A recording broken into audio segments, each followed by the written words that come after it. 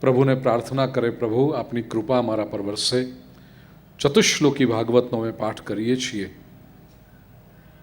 અમારી ઈચ્છા પરિપૂર્ણ કરો. અને આવનારા 4 દિવસ હજી આપણી પાસે કથાના બાકી છે, એની અંદર અનેક લોકોને ખબર પડશે કે એમની ઈચ્છા કેટલી સરસ રીતે પરિપૂર્ણ થવાની દિશામાં તેઓ આગળ વધી રહ્યા છે. અનેક વખત આ થયું છે, તેથી આપને કહું છું. 20 સેકન્ડ સંકલ્પ માટે અને પછી ચતુશ્લોકી ભાગવતનો પાઠ.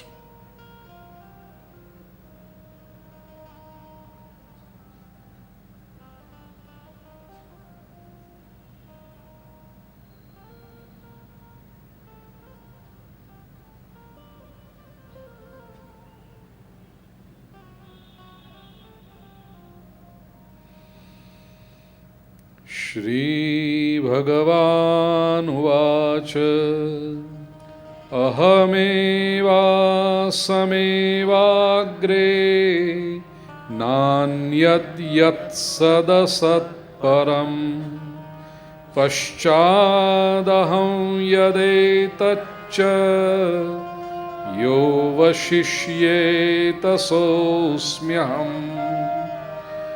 ऋतेर्थं यत् प्रतीयेत न प्रतीयेत चात्मनि तद्विद्यादात्मनो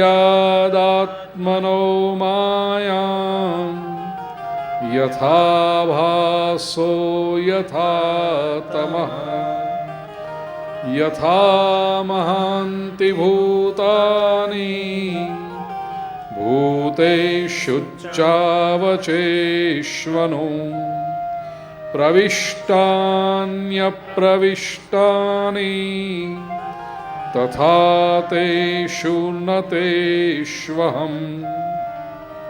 एतावदेव जिज्ञास्यं तत्त्वजिज्ञासुनात्मनः अन्वयव्यतिरेकाभ्यां यत्स्यात् सर्वत्र सर्वदा.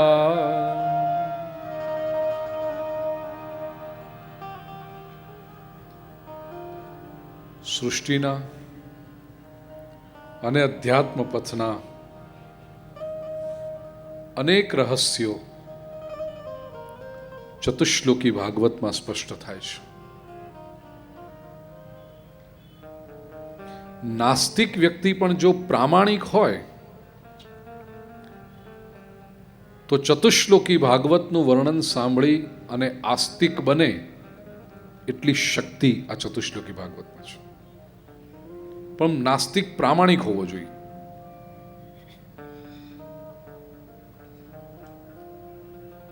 જિદ્દી નાસ્તિક નહીં,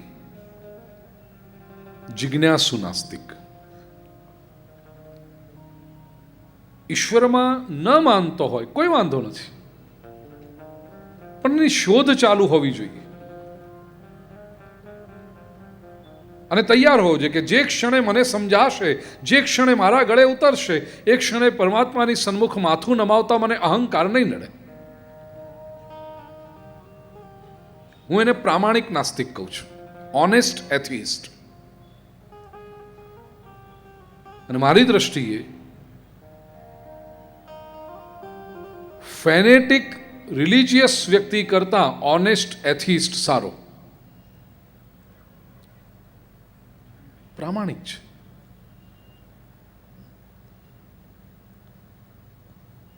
પહેલા શ્લોકમાં કહ્યું, જો પહેલો તો ઉચ્ચાર છે શ્રી ભગવાન વાચ.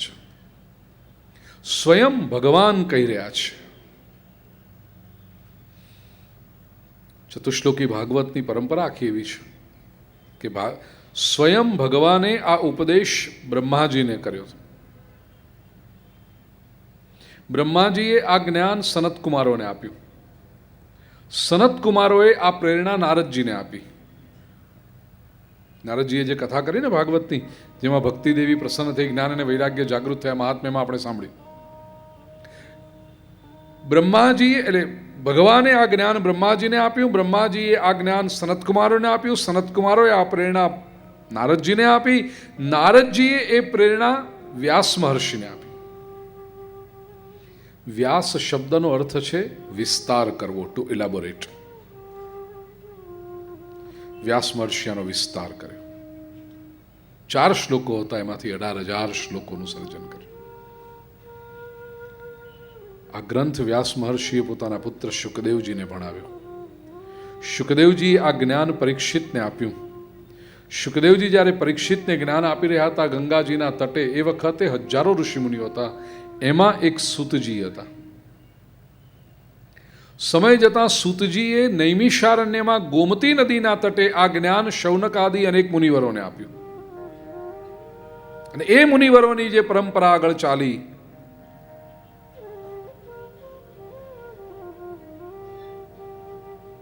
આજે તમે અને હું આ જ્ઞાન પ્રાપ્ત કરી રહ્યા છીએ. આખી સિક્વન્સ યાદ રહી ગઈ, પરંપરા યાદ રહી ગઈ. બોલાવું?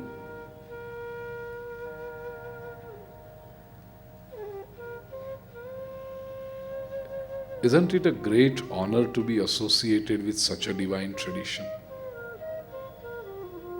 સાક્ષાત ભગવાનથી શરૂ થયેલી આ ભાગવતી પરંપરા, એમાં આજે આપણે જોડાઈ રહ્યા છીએ. તો શ્રી ભગવાન વાચ, ભગવાન કહી રહ્યા છે, શું કહે છે? અહમેવાસમેવાગ્રે અગ્રે અહમ એવ આસમ એવ. અગ્રે એટલે શરૂઆતમાં, ઇનિશિયલી. હું જ હતો જ, એવ એવ 2 વખત છે. અહમ એવ આસમ એવ. આ સંસારમાં જ્યારે બીજું કશું જ નહોતું ત્યારે હું જ હતો. સૃષ્ટિ પહેલા હું હતો. તો ઈશ્વર કોણ? કશું જ નહોતું ત્યારે જે હતો તે ઈશ્વર. He was before the creation. વાત બહુ સાચી છે. સર્જક હંમેશા સર્જનના પહેલા હોવો જ જોઈએ. સર્જક હંમેશા સૃષ્ટિના પહેલા હોવો જ જોઈએ. અહમેવા સમેવાગ્રે. સાયન્સની રીતે જો જોઈએ તો એક તો લોજિક છે. સર્જક, the creator has to be before the creation. આ સુંદર ચિત્રો મંડપમાં મૂક્યા છે, તો ચિત્ર બન્યું એ પહેલા ચિત્રકાર હતો ને. Creator has to be before the creation. એવી રીતે આ સૃષ્ટિ બની તે પહેલા ઈશ્વર હતો. અને વિજ્ઞાનની રીતે જોઈએ તો ક્રિએશન થયું તે પહેલા કંઈક તો હોવું જ જોઈએ. વિજ્ઞાન પણ સ્વીકારે છે કે nothing can be created from nothing. Everything is created from something. આટલી મોટી સૃષ્ટિ થઈ એ પહેલા કંઈક તો હશે ને. આજે જ્યાં ઘટાદાર વૃક્ષ દેખાય છે ત્યાં કાલે બીજ તો હશું ને. બીજ જ ના હોય તો વૃક્ષ ક્યાંથી બને? તો આ સૃષ્ટિનું જે બીજ છે તે ઈશ્વર છે. અત્યારે સૃષ્ટિમાં તો અને એ વખતે ભગવાન કે નાન્યત યત સદસત પરમ, બીજું કાંઈ જ નહોતું. એ વખતે સત નહોતું, અસત નહોતું, કે એનાથી અલગ એવું કશું જ નહોતું. માત્ર હું જ હતો.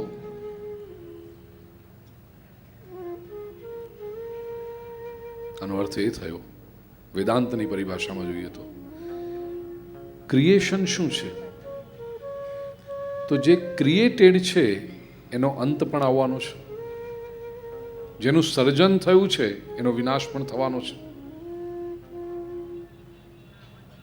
તો જેનું સર્જન ક્યારેય થયું જ નથી અને જેનો ક્યારેય વિનાશ થતો નથી તે ઈશ્વર છે. એ જ વાત પ્રભુ કહે છે, પશ્ચાદહમ યદેતચ્ચ યો વશિષ્યેત સોસ્મ્યહમ. આખી સૃષ્ટિનો અંત આવી જશે. હું આ પોપ્યુલર જે વાક્ય છે બોલી રહ્યો છું એના પર વધારે ઇલેબોરેટ કરીશ. આખી સૃષ્ટિ પૂરી થઈ જશે એ પછી પણ જે બચશે તે હું છું. યહ અવશિષ્યેત સ અહમ અસ્મિ.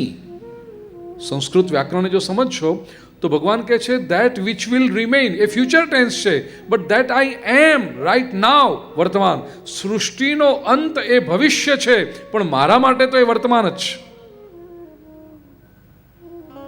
જે બાકી બચશે તે હું. અને જુઓ, મેં કેમ કહ્યું કે પોપ્યુલર અર્થ છે એટલે હું કહું છું સૃષ્ટિનો અંત આવી જશે. ભગવાન એમ નથી કહેતા કે સૃષ્ટિનો અંત આવી જશે. ભગવાન એમ કહે છે કે ભવિષ્યમાં જે બચશે તે હું છું.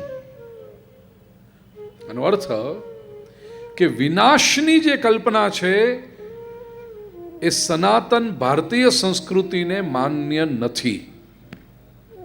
There is nothing like total destruction. હવે ઘણા ભારતમાં જ સંપ્રદાયોને જે પેલા બિલાડીના ટોપની જેમ ફૂટી નીકળ્યા છે બધા, એ જ પોતે વિનાશની વાતો કરવા માંડે. There is nothing like destruction. જે બચશે, અલ્પમાંથી બહુ થયું, બહુમાંથી અલ્પ થઈ શકે, પણ નષ્ટ ન થાય. જે બચશે તે હું છું. Again, with total proof in science. Law of conservation of matter and law of conservation of energy. Matter or energy can neither be created nor destroyed. They are just transformed.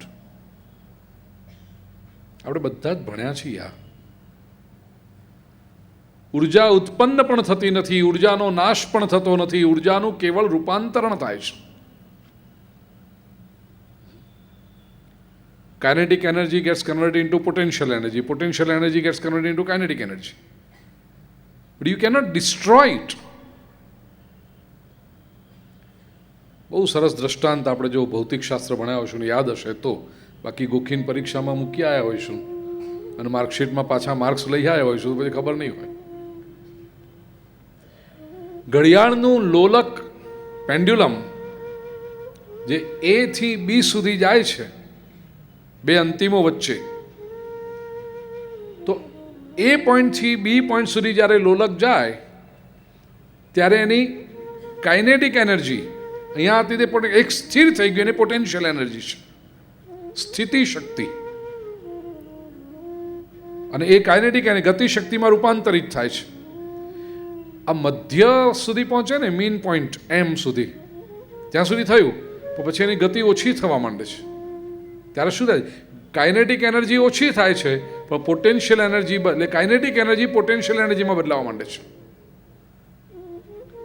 અને બી પર પહોંચ્યું, બી થી એ પર પહોંચ્યું એટલે એક ક્ષણ માટે, ફ્રેક્શન ઓફ સેકન્ડ માટે લોલક સ્થિર થઈ ગયું અને પાછું બીજી બાજુ જવા માંડ્યું. એ પાછું બીજી બાજુ જવા માંડ્યું ત્યારે શું થયું? સ્થિતિ શક્તિ ગતિ શક્તિમાં રૂપાંતરિત થવા માંડી. Doctor Modi, am I right? Science રીતે તો ઉર્જા કેવળ રૂપાંતરિત થાય છે, નાશ નથી થતી, બદલાય છે. આ સૃષ્ટિમાં નાશ જેવો કોઈ શબ્દ છે એવી કોઈ પ્રક્રિયા છે જ નહીં. જેને આપણે નાશ કહીએ છીએ એ ખરેખર તો રૂપાંતર છે, ટ્રાન્સફોર્મેશન છે. અને ટ્રાન્સફોર્મેશનની સમગ્ર પ્રક્રિયાને આપણે સમજી શકતા નથી, તેથી આપણી ઓછી બુદ્ધિને પરિણામે આપણે નાશ એવું કહી દઈએ છીએ.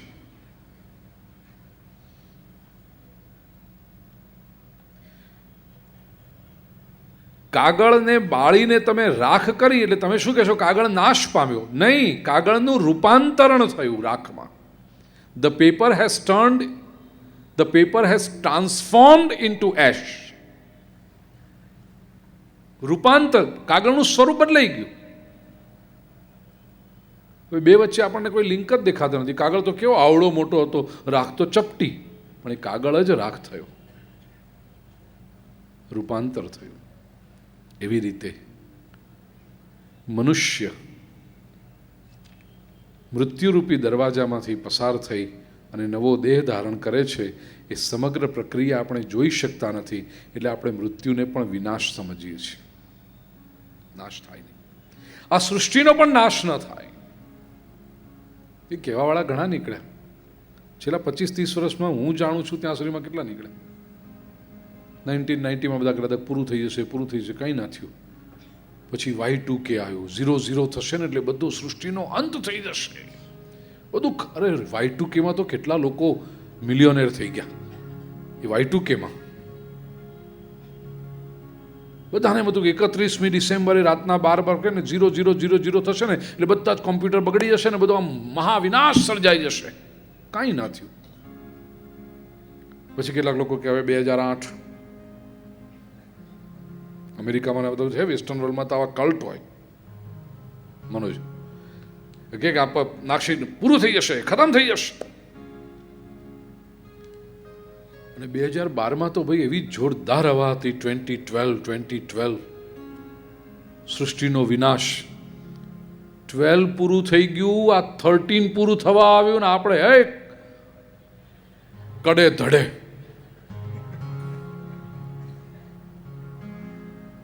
બિલકુલ ચિંતા નહીં કરો. 18 વર્ષની તારીખો કેડિલા ફાર્માસ્યુટિકલ્સને હું આપીને બેઠો છું. બરાબર છે રાજીવભાઈ? આ વખતે આપણે ભાગવત કથા કરીએ છીએ. આવતા વર્ષથી આ જ દિવસોમાં પૂજ્ય સદગત ઇન્દ્રવદનભાઈની પુણ્યતિથિ આવશે. દરેક આ કહું ને, હા થેન્ક યુ. આ પાછું અંદરની અમારી અંદરની વાત હોય, તમને પછીથી કહેવાની હોય તો 18 વર્ષ સુધી જ્યારે જ્યારે દર વર્ષે સદગત ઇન્દ્રવદનભાઈની પુણ્યતિથિ આવશે, આપણે ભગવદ્ ગીતાના એક અધ્યાયનું જ્ઞાન સત્ર ચાલુ રાખવાનું છે. અને 2019 સુધી તો મારી પાસે પંચાંગ હતું એટલે તારીખો આપી દીધી જ મેં રાજીવભાઈને. મારું કહેવાનો આશય એ છે કે સૃષ્ટિનો વિનાશ થવાનો જ નથી. શ્રીમદ ભાગવતના પ્રમાણથી કહું છું. જો કોઈ તમારી પાસે આવીને તમને આવા અંધશ્રદ્ધા ને વહેમમાં નાખતું હોય, ખતમ થઈ જશે સૃષ્ટિ, નાશ પામી જશે, કંઈ નથી થતું.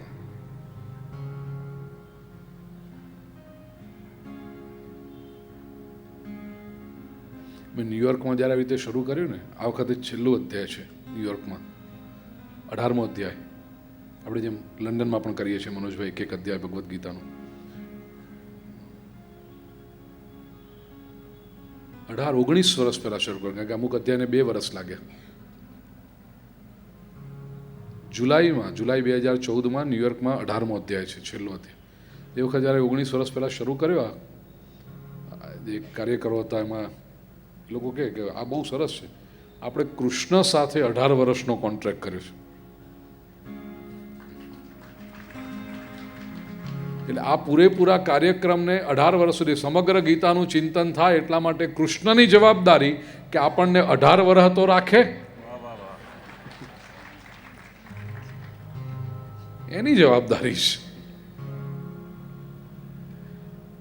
ભગવાન કહે છે નથી, વિનાશ થતો જ નથી.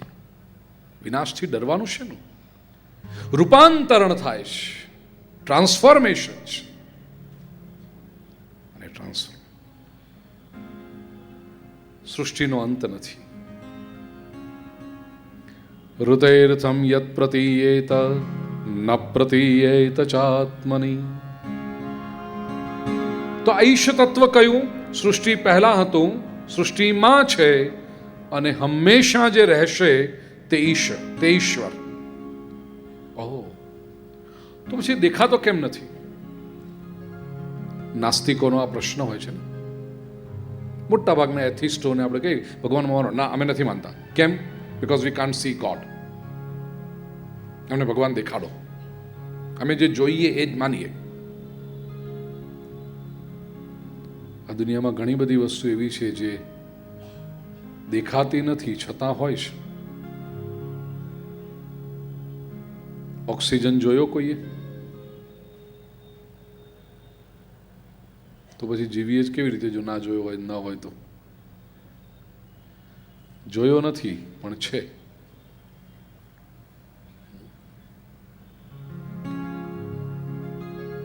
પ્રેમ જોયો કોઈએ?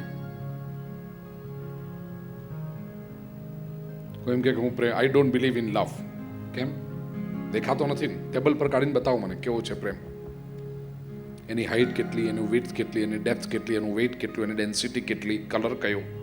ઠીક છે, આપણે કલર લાલ બનાવ્યો અને આમ પેલું બદામ જેવો આકાર બનાવ્યો 14મી ફેબ્રુઆરી માટે, એવો જ પ્રેમ છે એવું ખરું? નહીં.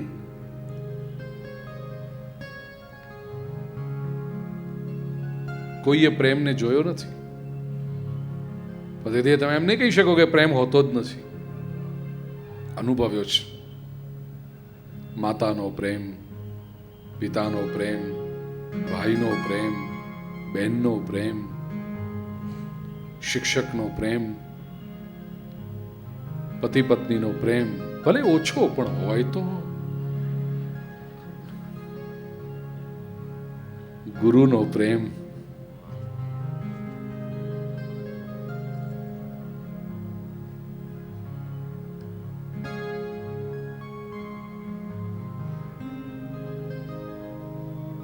પ્રેમ એ જોવાનો વિષય નથી, પ્રેમ અનુભવનો વિષય છે. એવી રીતે ઈશ્વર અનુભવનો વિષય છે. God is an experience. અનુભવ હશે તો દર્શન અવશ્ય થશે. ઓબ્જેક્ટ હોય એને પહેલા જોવાય અને પછી અનુભવ કરાય. પણ જે બિયોન્ડ ઓબ્જેક્ટ છે એને પહેલા અનુભવ કરાય પછી જોવા મળે. કોઈક વ્યક્તિ સાથે માનો પ્રેમ અનુભવ્યો પછી તમને માની આંખોમાં પ્રેમ દેખાય, માના સ્પર્શમાં પ્રેમ અનુભવાય. એ ઇન્દ્રિયની મર્યાદામાં ક્યારે આવે? પહેલા જો અનુભવ હોય તો ઇન્દ્રિયની મર્યાદામાં આવે. જે વ્યક્તિ સાથે તમને લાગણી છે એ સ્પર્શ કરે તો એ તમને ગમે. એના સ્પર્શમાં પિતાનો પુત્ર, પિતાનો હાથ દીકરીના કપાળ માથા પરથી ફરે, માતાનો હાથ પુત્રના વાળમાં ફરતો હોય, એમાં એક માત્ર સ્પર્શ નથી, એની અંદર બીજી ઘણી બધી ઇમોશન્સ છે. અને ક્યારે ખબર પડે? લાગણી છે ત્યારે.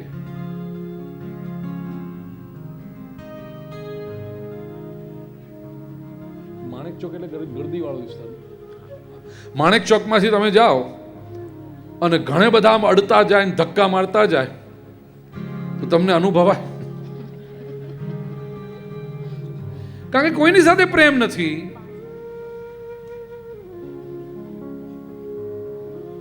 પ્રેમનો અનુભવ હતો તો સ્પર્શ પણ જીવંત લાગ્યો, અને પ્રેમનો અનુભવ નહોતો તો સ્પર્શની કોઈ અસર જ ન થઈ.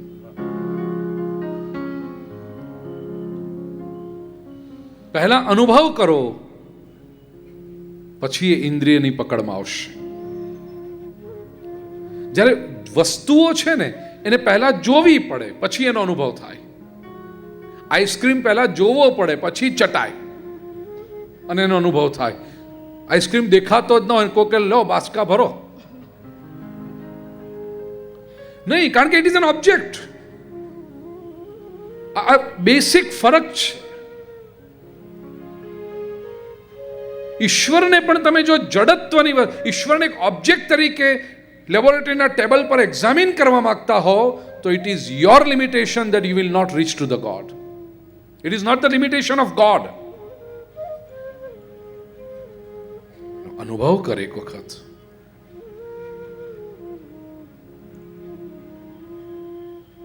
ઇન્ટરફેથ કોન્ફરન્સીસમાં જવાનું થાય ને એમાં એક ભાઈ બહુ દલીલે ચડ્યા હતા. ભગવાન જેવું કઈ છે જ નહીં, નામ ને તેમ એવું બધું. એટલું જ પૂછ્યું કે હું 3 મિનિટથી વધારે સમય નહીં લઉં. એ ભાઈને મેં પૂછ્યું કે તમે બધી બહુ દલીલો કરી, કેમ તમે ભગવાનમાં નથી માનતા? Because there is no proof. એટલે શું થઈ ગયું? તો આમ રેશનલિસ્ટ. જેનું પ્રૂફ હોય એ જ હું સ્વીકારું અને જે પ્રૂફ ન હોય એ હું ન સ્વીકારું, એવું એમણે કહ્યું. Great, I appreciate your theory. તમે કહો છો કે ઈશ્વરના અસ્તિત્વનો પુરાવો નથી, તેથી તમે ઈશ્વરને સ્વીકારતા નથી. તમારી પાસે ઈશ્વર નથી એવો પુરાવો છે?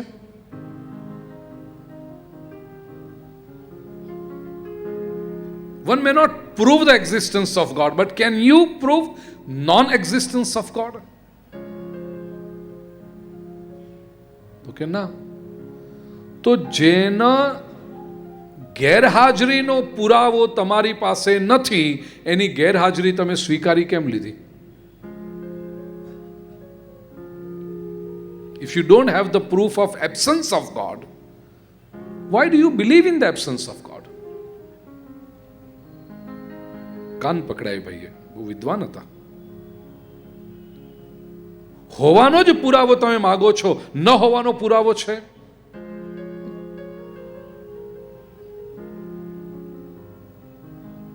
ઈશ્વર નથી એવું પણ કોઈ કહી શકતો નથી. અને અમે કહીએ છીએ કે ઈશ્વર છે. દેખાતો કેમ નથી એ એની મરજી છે. ઋતેર્થમ યત પ્રતીયેત ન પ્રતીયેત ચાત્મની. ક્યારેક એ પ્રતીતિ થાય, ક્યારેક ન થાય, ક્યારેક દેખાય, ક્યારેક ન દેખાય. એની મરજી છે, માલિક છે. બોસ ઓફિસમાં છે અને સાંજે 5 વાગે કોઈક મહત્વનું ટેન્ડર એને મોકલી આપવાનું છે સાઇન કરીને. બહુ જ ઇમ્પોર્ટન્ટ કોન્ટ્રાક્ટ છે. બધી બાજુના પરમ્યુટેશન કોમ્બિનેશન કરીને he doesn't want to miss this contract. અત્યંત બિઝી છે. સેક્રેટરીને કહી દે, I won't see anybody today. કોઈ ફોન મને નહીં આપ, કોઈ વિઝિટર્સ નહીં આવવા જોઈએ. બોસ કેબિનમાં જ છે. કોઈ મળવા આવે, સેક્રેટરી કહેશે નહીં. કેમ? તમે સાહેબને મળી નહીં શકો. હવે તમે સાહેબને નહીં, સાહેબ આજે નહીં મળે તો સાહેબ નથી, છે પણ તને મળશે નહીં. હોવા છતાં ન મળવું એ અધિકાર કેવળ બોસને છે, કેવળ સાહેબને છે. પટાવાળો કહી શકે, સાહેબ 2 કલાક આપણે બેઠા છીએ પણ બોલાવજા નહીં હો.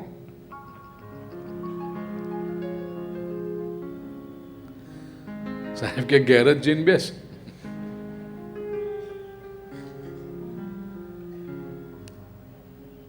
સાહેબ જેવી ઘંટડી મારે કે પટાવાળાએ યસ સર કરીને આવીને ઊભું રહેવું પડે. ઈશ્વર આ સૃષ્ટિનો માલિક છે.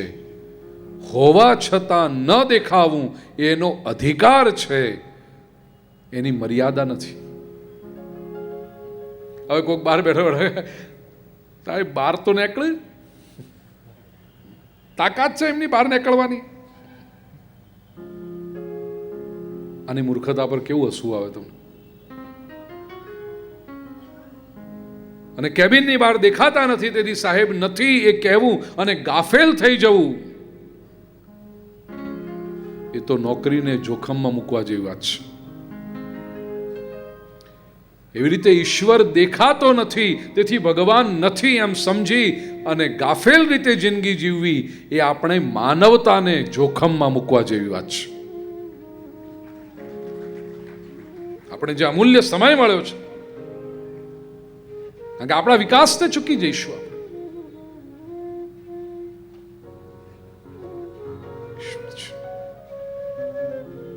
અને નથી દેખાતો તેથી નથી જ દેખાતો એમ પણ કોઈ ન માને. એની મરજી છે, એને મન થાય તો દેખાય.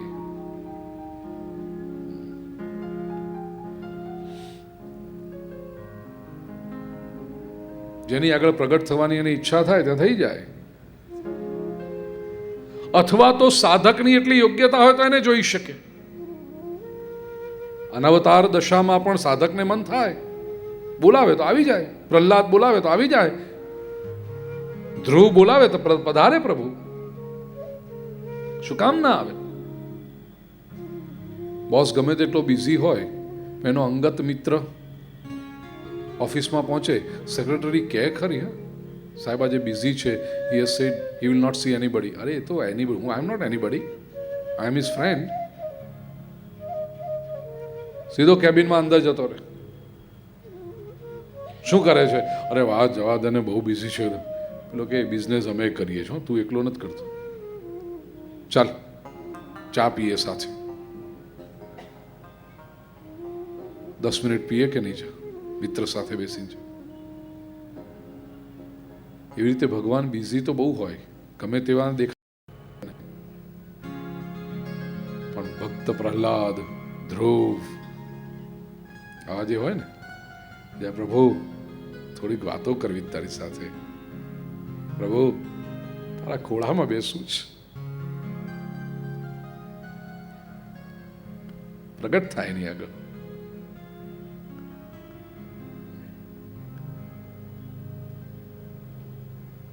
એમને જ સાક્ષાત્કાર થયો. નરસિંહને જ્યારે મન થાય, નરસિંહને જરૂર પડે દોડતો આવે શામળીઓ. મીરાને આવશ્યકતા પડે એની રક્ષા માટે આવીને ઉભો રહે, મળી શકે છે. અને નથી દેખાતો એ એની માયા છે. માયાના 2 પ્રકાર કયા? તદ્વિદ્યાદાત્મનો માયામ યથા ભાસો યથા તમ. આભાસ અને તમ, માયાના 2 પ્રકાર છે. માયા ડિલ્યુઝન, એના 2 પ્રકાર વેદાંત કહે છે. આભાસ, આભાસ એટલે જે ન હોય એ દેખાય તે આભાસ, અને તમ એટલે જે હોય છતાં ન દેખાય એ તમ. તમ એટલે અંધકાર, લિટરલ મિનિંગ. ઘરે જઈને તમે ફોન કરો, પ્રવીણભાઈ જય શ્રી કૃષ્ણ, શું આજે કથામાં આવ્યા હતા ને મળ્યા નહીં? પ્રવીણભાઈ કે કઈ કથા? નહીં, યુનિવર્સિટી ગ્રાઉન્ડમાં આપણે કેડિલા લેબોરેટરીઝ દ્વારા આપણે આયોજન થયું છે. હા હા, પત્રિકા આવી છે અને મેં હોર્ડિંગ પણ વાંચ્યું હતું, છાપાની જાહેરાત પણ વાંચું છું, એટલે હું કાલે આવવાનો છું. આજે નહોતા? ના, આજે આવવું હતું પણ સહેજ મોડો પડી ગયો, પણ કાલે કૃષ્ણ જન્મ છે ને એટલે કાલે ચોક્કસ આવવાનો છું. મને એમ કે તમે હતા એકદમ આગળ, ને પછી મને થયું કે હું આગળ આવીને તમને મળું ને કરું, પણ એટલામાં તમે જતા રહ્યા. પણ ભાઈ કે ના, હું હતો નહીં. મને લાગ્યું તમે જ હતા. એ વખત તમે શું કહેશો? મને આભાસ થયો. પ્રવીણભાઈ હતા નહીં પણ દેખાયા. આભાસ આ માયાનો પહેલો પ્રકાર. અને માયાનો બીજો પ્રકાર તમ. બાજુમાંથી કોઈક દોડતો જાય, એ છગનભાઈ, છગનભાઈ જોતા નથી યાર, અમે અહીંયા બેઠા છીએ અને બેઠા. આટલી બધી ઉતાવળ પ્રસાદ લેવાની? ના ના ના, તમને જોયા જ નહીં હો. તમે સામે છો છતાં જોયા નહીં, એ પણ માયાનો પ્રકાર. તમ. તો આ સૃષ્ટિમાં ખરેખર જે દેખાય છે તે આભાસ છે, અને એની અંદર રહેલો ઈશ્વર હોવા છતાં દેખાતો નથી, એ તમ. આ આભાસ અને તમ બંને મળી અને માયાના તાણાવાળા રચાયા એ સૃષ્ટિ. માયાને માટે ગુજરાતના પનોતા પુત્ર રવિશંકર મહારાજ બહુ સુંદર શબ્દ વાપરતા. એ કહેતા, માયા એટલે કીર્તારની કારભારણ. ભગવાનની આ બધો કારભાર કરવો કેવી રીતે? તો માયા જોઈએ. કીર્તારની કારભારણ તે માયા, એનાથી આ બધી સૃષ્ટિ ચાલે છે. યથા મહાંતિ ભૂતાની ભૂતેષુ ચાવચેષ્વનું. જીવ માત્રમાં હોવા છતાં ન હોવા બરાબર છે. એ રહ્યો છે કેવી રીતે? પ્રવિષ્ટાન્ય પ્રવિષ્ટાની તથા તેષો ન તેષુ.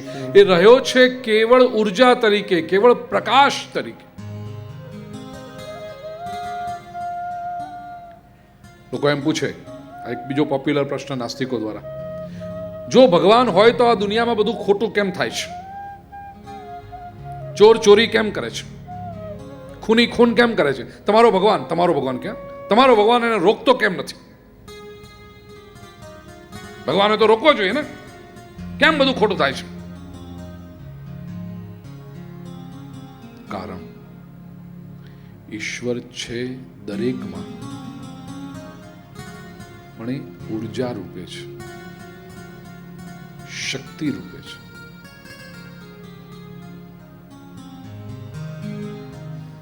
બલ્બનો પ્રકાશ હોય, ઉર્જા છે, એનર્જી છે, લાઇટ એનર્જી.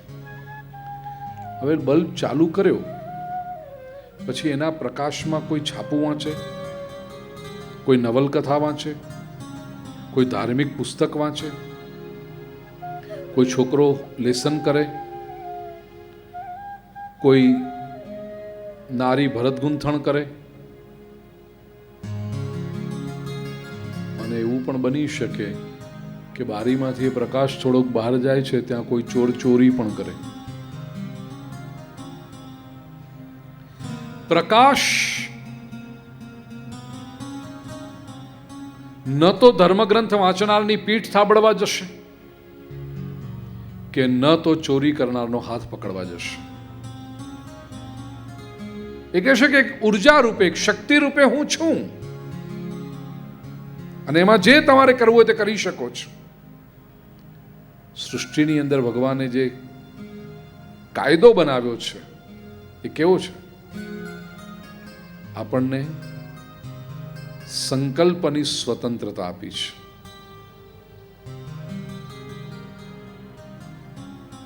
અને પરિણામની જવાબદારી આપી છે. Freedom of will, freedom of action અને અકાઉન્ટેબિલિટી ઓફ ધ રિઝલ્ટ. તમારે જે કલ્પના કરવી હોય તે કરી શકો છો. મનમાં જે ઈચ્છા કરવી હોય તે કરી શકો છો, કોઈ રોકી ન શકે. જે કર્મ કરવું હોય કરી શકો છો, ભગવાન તમને રોકવા નહીં આવે. આ ભગવાને આપેલી સ્વતંત્રતા છે, અને તેથી જ માનવ જીવનને મહત્વ છે, આનંદ છે. કારણ કે જો આ સ્વતંત્રતા ન હોત ને તો જીવનને કોઈ આનંદ જ નહોતો, જીવનની કોઈ મજા જ નહોતી. આપણને જો ઈચ્છાની સ્વતંત્રતા ન હોત, કર્મની સ્વતંત્રતા ન હોત, તો દોરી બાંધેલી કઠપૂતળી જેવું આપણું જીવન હોત. ક્યાંકથી કોઈક દોરી ખેંચે છે ને આપણે નાચ્યા કરીએ છીએ. અને એવું જો હોત તો આપણે જે કંઈ કરીએ એની આપણી જવાબદારી પણ ન હોત, કારણ કે આપણે કરતા જ નથી ને. એમાં મજા ખરી? એ જીવનને જ કોઈ અર્થ નથી. ભગવાને સ્વતંત્રતા આપી છે. કારણ કે કઠપૂતળી જેવું જો હોય તો તમે સારું કરો એને કોઈ મહત્વ નથી, ખોટું કરો એનો કોઈ અર્થ નથી. આ દુનિયામાં બેઈમાન થવાની સ્વતંત્રતા છે, અને છતાં પણ જો તમે સારા બની દેખાડો તો એનું મહત્વ છે. આ દુનિયામાં પાપ કરવાની સ્વતંત્રતા છે, અને છતાં જો તમે પુણ્યશાળી બનશો તો તમારું ગૌરવ છે. ખોટું કરવાની સ્વતંત્રતા ન હોય તો એ માણસ જે સારું કરે એનું મૂલ્ય 2 કોડી છે.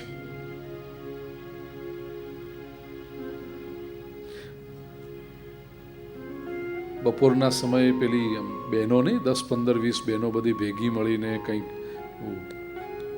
પાના રમે ને નાસ્તા પાણી કરે ને એવું બધું. અમારે મુંબઈમાં એમ થાય, અમદાવાદ તો બહુ ધન્ય નગરી, પવિત્ર નગરી, એટલે એમાં બહેનો એવું નહીં કરતા હોય. એને શું કહેવાય? એ બધા કિટી પાર્ટી કરો છો એવું?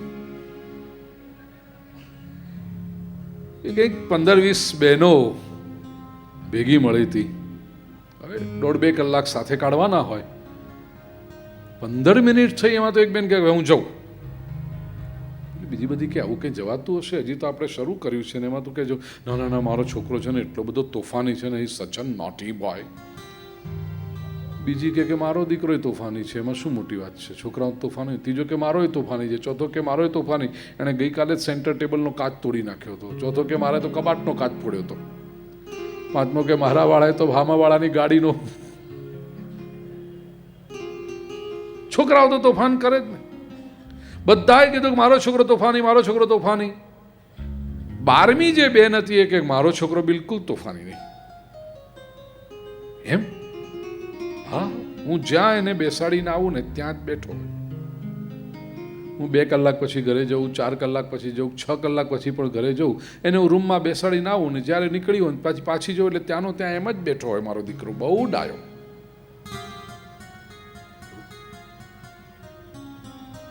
તું કરે શું? તો તમને બતાવું. એટલે 2-4 જણા કહ્યું એવું કે છોકરું તો તોફાની છે, છોકરું ચંચળ હોય, 6 કલાક સુધી એક જગ્યાએ બેસી રહે. તો કે યાર બતાવું તમને, પુરવાર કરું. બધા કે આ જોવા જેવું, ચાલો જઈએ. આ બધી જ બહેનો પેલી બેનને ત્યાં આવી. બેને ઘરનું તાળું ખોલ્યું, બેડરૂમનો દરવાજો ખોલ્યો અને પછી કંઈક જુઓ મારો દીકરો બેઠો છે. હું બેસાડીને ગઈ હતી એમનો એમ છે. બધી બહેનોએ જોયું પેલો છોકરાને પલંગ સાથે દોરીથી બાંધી રાખ્યો હતો. મારો દીકરો બહુ ડાયો, હલે જ નહીં. અરે તું આને છૂટો મૂક, પછી ખબર પડે કે તારો દીકરો કેવો ડાયો. સ્વતંત્રતા ન હોય પછીની સ્થિરતાને કોઈ અર્થ નથી.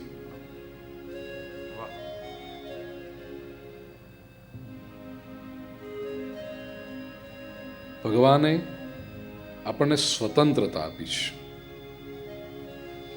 તમે જે ધારો તે ઈચ્છા કરી શકો, તમે જે ધારો તે કર્મ કરી શકો. કર્મણ્યેવાધિકારસ્તે, તારો અધિકાર છે આ. પણ પછી પ્રભુએ કંટ્રોલ હાથમાં રાખતા કહ્યું મા ફલેષુ કદાચન. તને ફાવે તે ઈચ્છા કર, તને મન થાય તે કર્મ કર, પણ જે પરિણામ આવે એના માટે તારી જવાબદારી, એના માટે યુ આર અકાઉન્ટેબલ. એમાંથી તું છટકી ન શકે. કેવી સરસ યોજના ગોઠવી આ જુઓ તમે. ઇવન મેનેજમેન્ટની રીતે પણ તમે જો કેટલું પરફેક્ટ છે. સિસ્ટમ ઇટ સેલ્ફ વર્ક્સ નાઉ. સ્વતંત્રતા આપી પણ સ્વચ્છંદતા ના આપી. ના દુનિયામાં ક્યારે જ્યાં પણ અધિકાર છે ને એની સાથે જવાબદારી હોય અને જવાબદારી બરાબર નિભાવી શકાય એના માટે અધિકાર પણ આપવો પડે. બંને બાજુ છે ને. મેનેજમેન્ટમાં વ્યક્તિ જેટલો ઉપર ચડે એટલી એની જવાબદારી વધતી જાય, સાથે એના પાવર્સ પણ વધતા જાય અને અધિકાર પણ આપવો પડે.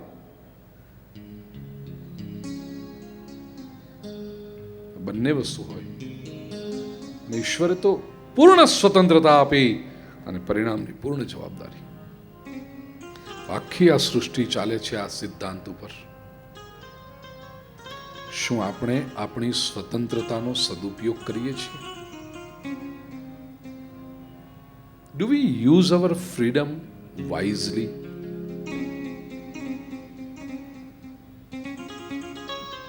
દુનિયા એ જ લોકોને યાદ રાખે છે જેણે પોતાની આ સ્વતંત્રતાનો સદુપયોગ કર્યો છે. વિશ્વભરમાં તમે જાઓ, સંતો, મહાપુરુષો, સત્કર્મ કરનારા લોકોને લોકો યાદ રાખે છે, કારણ એમણે ખોટું થઈ શકતું હતું છતાં કર્યું નહીં અને સન્માર્ગે સતત રહ્યા છે. એ લોકોને દુનિયા યાદ રાખે છે. બાકી લપસી પડવું તો એવું સહેલું છે. આમ જ્યાં જાવ ત્યાં પગ મૂકો ને બધી બાજુ ઢાળ જ છે ને. એવો લપસણો ઢાળ છે ને, સહેજ લપસ્યા કે સરળ કરતા નીચે. ઠાઠમ ઠઠમ ઠમ ઠઠઠમ ઠઠમ ઠા. કાલિદાસના શબ્દો છે. કરું આ વાત. ભોજ રાજાએ પંડિતોની સભા, કવિઓની સભા, અને એમાં એક પંક્તિ આપી પાદપૂર્તિ માટે. એ કવિતા કોણ સારી બનાવી શકે એવું થતું એ જમાનામાં. એક પંક્તિ આપે ને આજુબાજુનું એક કાવ્ય આખું બનાવવાનું હોય. તો ભોજરાજાએ પંક્તિ આપી ઠાઠમ ઠઠમ ઠમ ઠઠઠમ ઠઠમ ઠા. એના ઉપર કવિતા બનાવો. તો કેવી રીતે બને વિચાર કરો તમે. ઠાઠમ ઠઠમ ઠમ ઠઠઠમ ઠઠમ ઠા, કઈ અર્થ થયો એનો? And you have to create poetry. બીજા બધા સંતો, એટલે સંતો તો નહીં પણ કવિઓ, વિદ્વાનો બધા માથું જ ખંજવાળા કે આમાં કરવું શું. બીજે દિવસે કાલિદાસ સરસ મજાનો શ્લોક બનાવીને લઈ આવે. રામાભિષેકે જલમાં હરંત્યા હસ્તાચ્યુતો હેમ ઘટસ્તરુણ્ય સોપાન માર્ગેણ કરોતિ શબ્દમ ઠાઠમ ઠઠમ ઠમ ઠઠઠમ ઠઠમ ઠા. કેટલો સુંદર અર્થ કરી દીધો. તમે તો બધા સંસ્કૃતના વિદ્વાનો એટલે કેવું સરસ ખબર પડી જાય.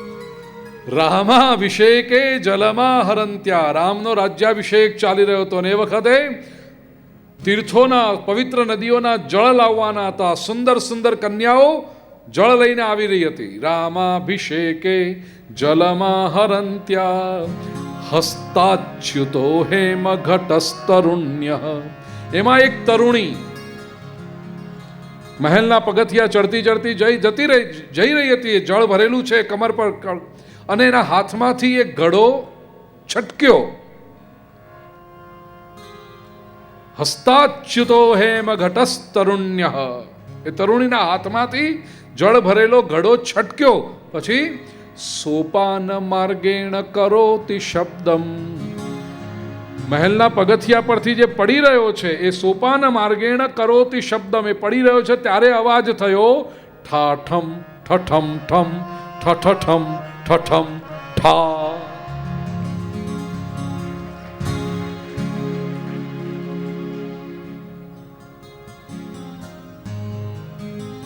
કાલિદાસ.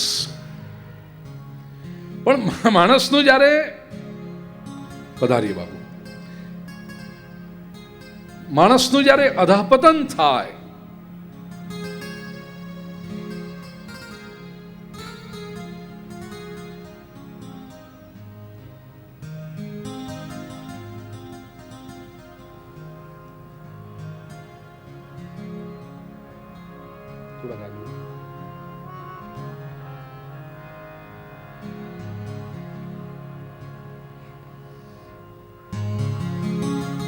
બાપજી પધાર્યા છે તો આપણે બાપજી આમંત્રણ આપીએ આ બધાને. આપણે આપીએ ને ગિરીશભાઈ?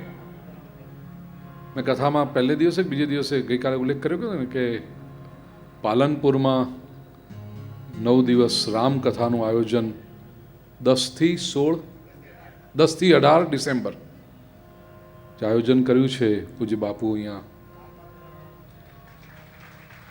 પાલનપુર પાસે હાથીદરા હરગંગેશ્વર મહાદેવ, અને ત્યાં જલારામ બાપાનું મંદિર, રામ પરિવારની પ્રાણ પ્રતિષ્ઠા, અને એ પ્રસંગ બહુ સુંદર, બહુ ભવ્ય ઉત્સવ.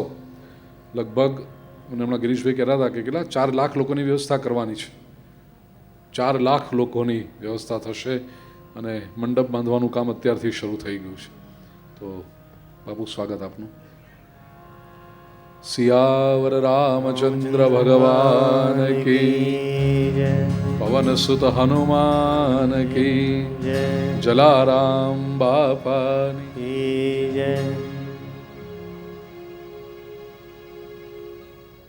જીવ માત્રમાં ઈશ્વર છે, પણ એ ઉર્જા રૂપે રહ્યો છે. સંકલ્પ અને કર્તૃત્વ એ તો મનુષ્યનું પોતાનું જ હોવાનું. ચોથા શ્લોકમાં કહ્યું એતાવદેવ જિજ્ઞાસ્યમ તત્વ જિજ્ઞાસુનાત્મનઃ અન્વય વ્યતિરેકાભ્યામ યત સ્યાત સર્વત્ર સર્વદા. જે તત્વ જિજ્ઞાસુ છે, those who want to understand religion and philosophy as an element, એમના માટે જાણવાનું આટલું જ. એતાવત એવ અન્વય વ્યતિરેકાભ્યામ. વેદાંતનું લોજિક અન્વય અને વ્યતિરેક. અન્વય એટલે યત સત્વે યત સત્વમ અન્વયઃ યથા ધૂમ સત્વે વહ્નિ સત્વમ અન્વયઃ તથા સૃષ્ટિ સત્વે સર્જક સત્વમ અન્વયઃ. એકની ઉપસ્થિતિથી બીજાની ઉપસ્થિતિ પુરવાર થાય એનું નામ અન્વય.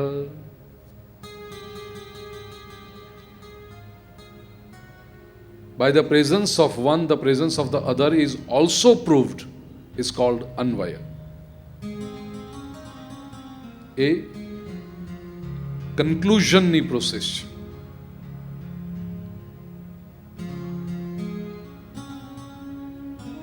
તમે અહીંયા બેઠા છો અને દૂર ક્યાંક તમને ધુમાડાના ગોટે ગોટા ઉપર જતા દેખાય આકાશમાં, તમે તરત કહેશો નીચે આગ હોવી જોઈએ.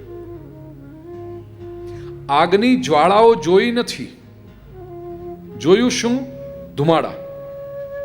પણ તમને ખબર છે કે યત્ર યત્ર વહ્નિઃ તત્ર તત્ર ધૂમઃ, કે યત્ર યત્ર ધૂમઃ તત્ર તત્ર વહ્નિઃ. જ્યાં ધુમાડો હોય ત્યાં અગ્નિ હોવો જ જોઈએ, આવી ધારણા છે. આ હોય જરૂરી નથી. હા, ઘણા ધુમાડા એવા છે કે જ્યાં અગ્નિ ન હોય.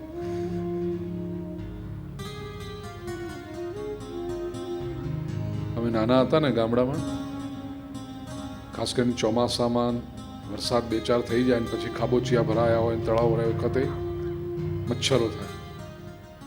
અને મચ્છર થાય ત્યારે જંતુનાશક દવાઓ છાંટવા માટે આવે ગ્રામ પંચાયતના કે નગર પંચાયતના લોકો. પેલો આમ પહેર્યું હોય પાછળ ને ગન જેવું સામે હોય એમ પાઇપ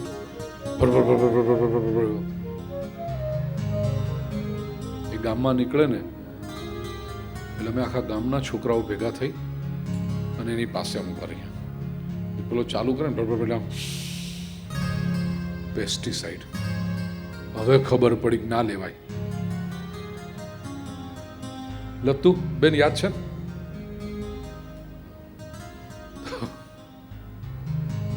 એમાં લઈએ જાણે ખબર નહીં કેવી મજા આવતી હતી વખતે.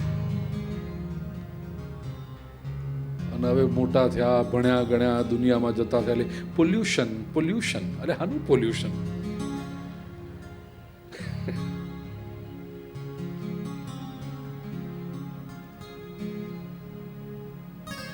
ધુમાડો છે, અગ્નિ નથી કોઈ. જવા દો. કહેવાનો આશય કે ધુમાડો જોઈ અને અગ્નિ વિશે તમે નિર્ણય કર્યો, આને કહેવાય અન્વય. તો ઈશ્વર કેવી રીતે પુરવાર થશે? ભગવાન દેખાતો નથી, માન્યું. સૃષ્ટિ તો દેખાય છે ને. હા, તો આ સૃષ્ટિ કોણે બનાવી? મેં નથી બનાવી. તમે બનાવી? ના. તો કોણે બનાવી? The creation proves the existence of the creator. સર્જન સર્જકને પુરવાર કરે છે. ચિત્ર છે તો કોઈ ચિત્રકાર હોવો જ જોઈએ. એવું થાય કે બસ આ તો સફેદ પડદો પડ્યો તો બાજુ બધા રંગ હતા અને અમે સવારે આવ્યા તો બની ગયું તું. ન હોય. એક નાનકડું ચિત્ર પણ એની જાતે નથી બની શકતું, તો આટલી મોટી સૃષ્ટિ કેવી રીતે બની શકે? કોઈક સર્જક છે. There is a system in this universe. The universe is not a chaos. There is a system. એને અન્વય કહેવાય. અને વ્યતિરેક એટલે એકના અભાવમાં બીજાનો પણ અભાવ પુરવાર થાય, એકની અનુપસ્થિતિમાં બીજાની અનુપસ્થિતિ પુરવાર થાય. યદ અભાવે યદ અભાવઃ વ્યતિરેકઃ.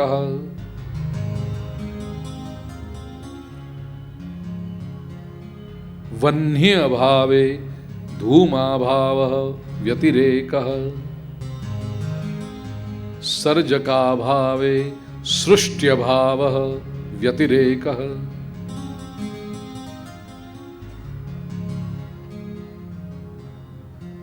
અહીંયા કોઈ અગ્નિ નથી તો ઉપર જોયા વગર આપણે કહી શકીએ કે ધુમાડો નહીં જ હોય ઉપર. એકની ગેરહાજરીથી બીજાની ગેરહાજરી પુરવાર થઈ. એવી રીતે જો ઈશ્વર ન હોત તો, ભાષાની મર્યાદા આવી જાય, જો અને તોમાં વાત કરવી પડે. જો ઈશ્વર ન હોત તો આ સૃષ્ટિ પણ ન હોત. સૃષ્ટિ તો છે, એનો અર્થ કે ઈશ્વર હોવો જ જોઈએ. સ્ત્રી અને પુરુષ લગ્ન કરીને સાથે રહે અને સંતાન ન હોય એ શક્ય છે, પણ કોઈક બાળક છે તો એનો અર્થ કે કોઈ સ્ત્રી અને પુરુષનું મિલન થયું હોવું જોઈએ. સર્જન છે તો સર્જક હોવો જોઈએ. ઈશ્વર હોય અને સૃષ્ટિ ન હોય આ શક્ય છે. જે પહેલા શ્લોકમાં કહ્યું, અહમેવા સમેવાગ્રે નાન્યદ યત સદસત પરમ, હું એક જ હતો, બીજું કોઈ નહોતું. શક્ય છે. ભગવાન એકલો હોય અને સૃષ્ટિ ન હોય, શક્ય છે. પણ જો ઈશ્વર, સૃષ્ટિ છે, સંતાન છે તો માતા પિતા હોવા જ જોઈએ. સૃષ્ટિ છે તો પ્રભુ હોવો જ જોઈએ. The creator proves the existence, the creation proves the existence of the creator. અને કહેવાય વ્યતિરેક. ઈશ્વર છે એટલું જ નહીં, યત સ્યાત સર્વત્ર સર્વદા, એ સર્વત્ર છે અને સર્વદા છે. He is everywhere and all the time. એક પણ ક્ષણ એવી નથી જ્યારે ઈશ્વર ન હોય, અને એક પણ સ્થળ એવું નથી જ્યાં ઈશ્વર ન હોય. આવા પરમાત્માને પ્રણામ કરી દ્વિતીય સ્કંદને વંદન કરીએ અને કથા તરફ આગળ વધીએ તે પહેલા આવો कुछ क्षणों के लिए अति भावपूर्वक हरिनाम संकीर्तन. बोलवा के बिहारी लाल की जय. कि बंसी वारो मोहना, कि बंसी वारो मोहना, बंसी तनिक बजा.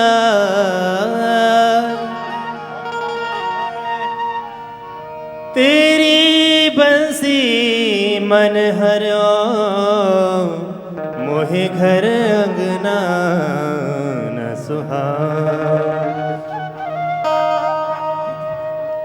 श्याम तेरी बंसुरी बजने लगी, श्याम तेरी बंसुरी बजने लगी. सारी सारी रात में तो जगने लगी. श्याम तेरी बंसुरी बजने लगी, श्याम तेरी बंसुरी बजने लगी. सारी सारी रात में तो जगने लगी. श्याम तेरी बंसुरी बजने लगी, श्याम तेरी बंसुरी बजने लगी. सारी सारी रात में तो जगने लगी. सारी सारी रात में तो जगने लगी. श्याम तेरी बंसुरी बजने लगी, श्याम तेरी बंसुरी बजने लगी. सारी सारी रात में तो जगने लगी.